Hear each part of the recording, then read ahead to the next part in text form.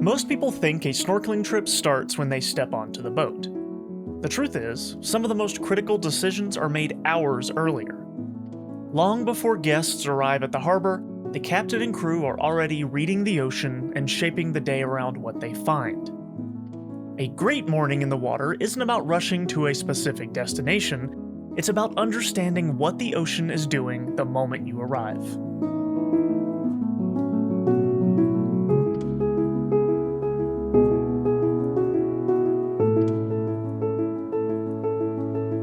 A lot of first-time visitors picture a snorkel tour as a fixed route.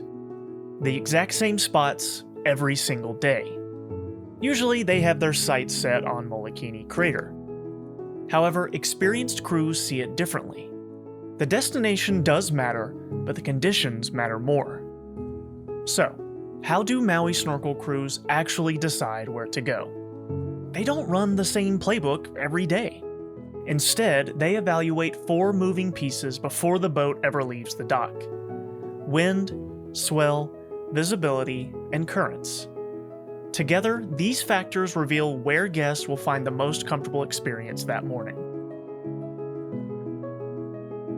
Crews begin consulting data early, relying on forecasts, reports, and what they can see and feel on the water right then. Wind is one of the biggest factors. A gentle breeze usually means a calmer surface and clear water. Stronger winds bring chop, making it harder to get in and out of the boat, and these gusts typically build as the morning goes on.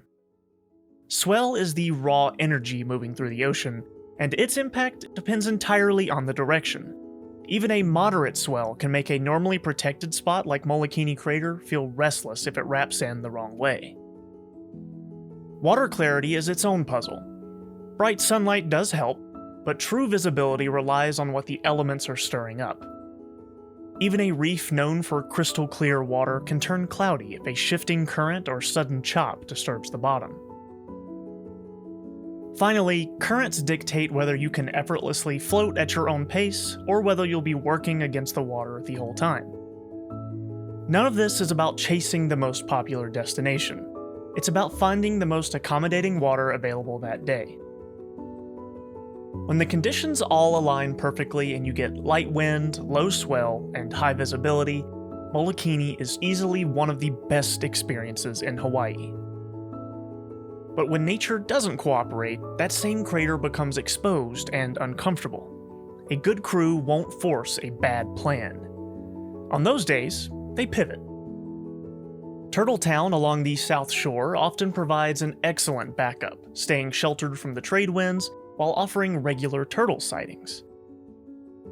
Or they might head to Olowalu on the west side, which can offer a calm, shallow reef when that coastline is settled. Choosing a different site isn't a downgrade. It's the crew thoughtfully protecting your experience instead of blindly following a plan. And the assessment doesn't stop once the engines start. A peaceful morning can kick up wind by mid-trip. Visibility can drop in a matter of minutes as the tide shifts and currents can reverse direction without warning. Because of that, crews keep adjusting before, during, and after you've entered the water. Here is what all of that preparation looks like from the guest's perspective. The boat eases to a stop. You slip into water that is calm, quiet, and clear, with the reef laid out beautifully beneath you. You're floating, completely relaxed, and just watching the underwater world drift by. None of the morning's logistics are on your mind.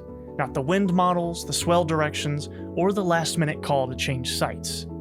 Your only concern is keeping track of what sea life you've spotted. That is the ultimate goal. The best work a crew does is the work you never notice. The biggest misconception is thinking a great snorkeling tour comes down to picking a famous destination. It really comes down to a crew that knows how to read the day. The finest mornings on the water always start long before you jump in. If you'd like to see how it all comes together out there, we've left more videos and resources below. We hope to see you out on the water soon.